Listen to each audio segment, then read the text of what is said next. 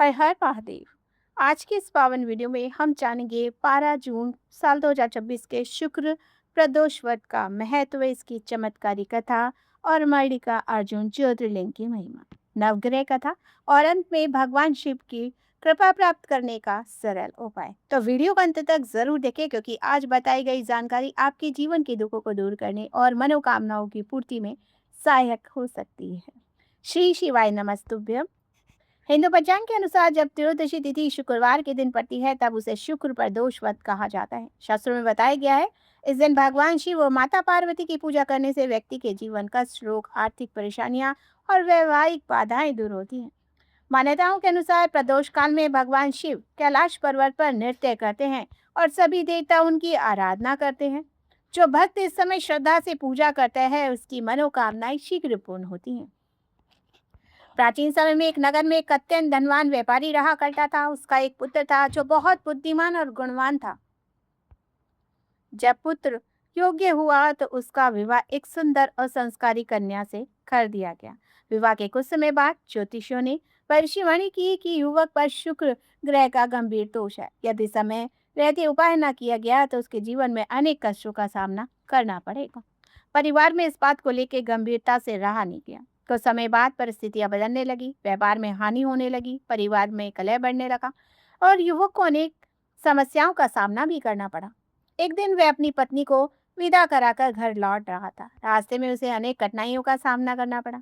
धन की हानि हुई, मित्रों के साथ छोड़ दिया गया और जीवन संकट से भर गया। दुखी होकर वे एक ज्ञानी ब्राह्मण के घर पहुंचा, सारी व्यथा कह सुनाई। ब्राह्मण ने ध्यान लगाकर कहा, वत्स, तुम्हारे जीवन में तो कष्ट आ रहे हैं और उनका कारण ग्रह दोष और पूर्व कर्म है। यदि तुम श्रद्धा से शुक्र प्रदोष व्रत करोगे और भगवान शिव की आराधना करोगे तो तुम्हारे सारे संकट दूर हो जाएंगे। युवक ने ब्राह्मण की बात मान ली। उसे प्रत्येक शुक्र प्रदोष की दिन उपवास रखा, शिवलिंग पर जल, दूध और बेलपत्र अर्पित किए और शिव मंत्रों का उच्चारण किया, मतलब जप किया।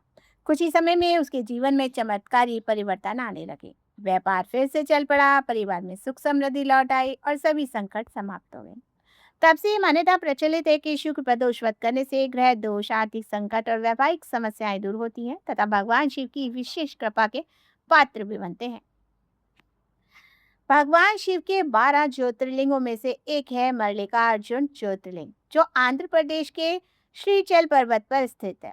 पौराणिक कथा के अनुसार एक बार भगवान शिव के दोनों पुत्र कार्तिकेय और गणेश के बीच विवाद हुआ। पहले विवाह किसका होगा? भगवान शिव ने कहा कि जो पृथ्वी की परिक्रमा करके पहले लौटेगा, विवाह उसका पहले होगा।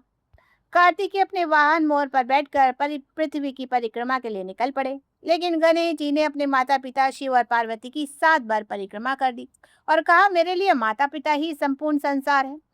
उसकी बुद्धिमत्ता से प्रसन्न होकर भगवान शिव ने गणेश जी का विवाह पहले कर दिया। जब कार्तिकेय लौटे तो उन्हें बड़ा दुख हुआ और वे श्रीशैल पर्वत पर जाकर रहने लगे। अपने पुत्र को मनाने के लिए भगवान शिव, माता पार्वती भी वहीं पहुंचे और ज्योतिर्लिंग रूप में विराजमान हो गए। यही स्थान आगे चलकर मल्लिकार्जुन ज्योतिर्लिंग के नाम से प्रसिद्ध हुआ। जो भक्त श्रद्धा से इस ज्योतिर्लिंग का स्मरण करता है, उसे शिव कृपा अवश्य ही प्राप्त होती है। शास्त्रों में नवग्रहों को मानव जीवन का प्रभाव डालने वाला माना गया है।